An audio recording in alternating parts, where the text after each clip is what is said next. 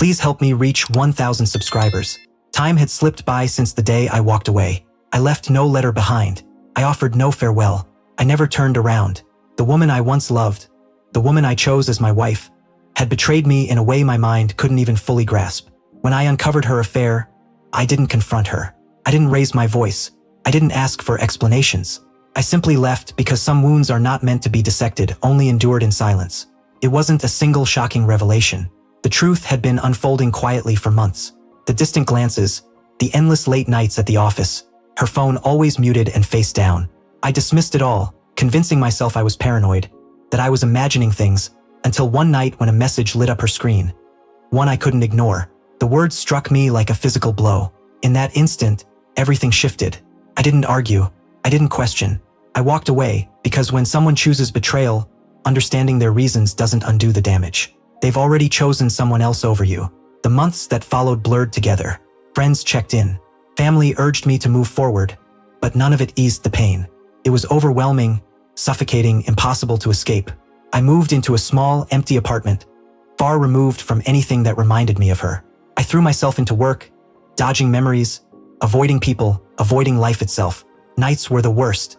The silence screamed, a constant reminder of her absence. There were brief moments when I wondered if she felt regret, if she ever missed me. But I always returned to the same truth. She had made her choice. Then, 6 months later, a message appeared. Her name lit up my phone. My heart stuttered despite my resolve. I resisted it. For a moment, I considered ignoring her completely, blocking her from my life. But curiosity and something I wasn't ready to name won.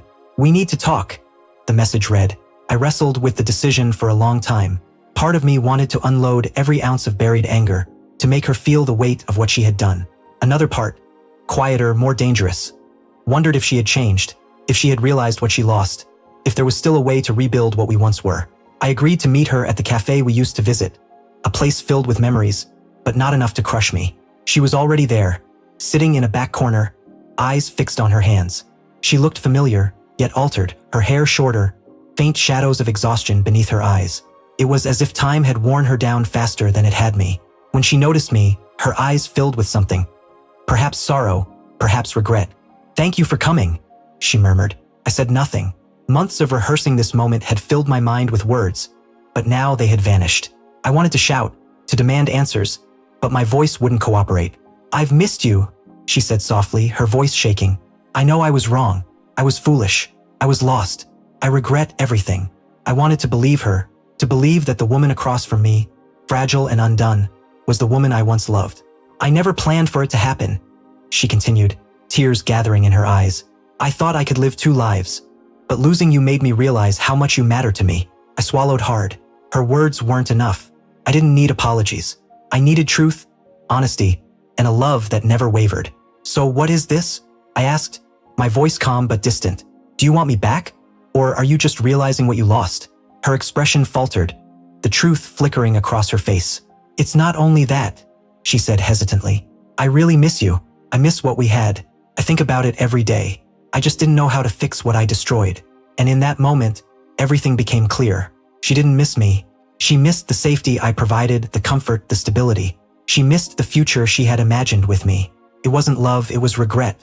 I stood slowly, letting that clarity settle into my bones. "I think you should leave," I said. She didn't argue. She didn't plead. She simply nodded, disappointment and remorse etched across her face, and walked away. As I stepped out of the cafe, a quiet certainty washed over me. Forgiving her would never have meant returning to what we were. Real love doesn't gamble with someone's heart and then ask for another chance. If someone ever returns to your life, remember this. They may not miss you. They may only miss how you made them feel. And that, I finally understood, is not love, it is regret.